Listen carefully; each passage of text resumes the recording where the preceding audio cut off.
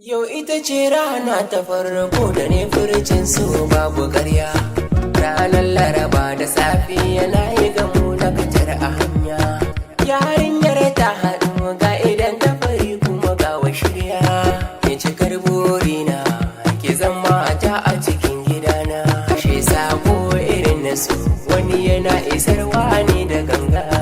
Wani ko da ido yake kai sakon su zuciya ya burga.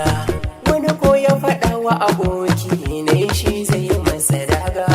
Lamarin su hakan yake rike mai san kaka da ka juya baya. Soyayya tana da daɗi fagen rabuwa ne babu daɗi. Soyayya tana da zaki har ma in kayi da yar maraɗi. Ga kyawun ga karamci tana sanya ka cikin nishaɗi. Soyayya tana da rana ina da kira a gurin masoya.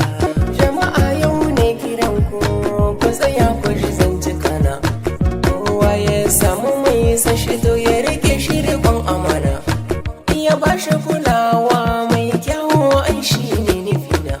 Sannan wata ran uzuri ya zama dole gurin masoya. Wasu na ga suna macewa akan so don ya tafi ransu. Wasu ko sun bar gari so yayi gida a cikin ransu. Wasu ko sun haukace so ya tafi kwakwalwarsu.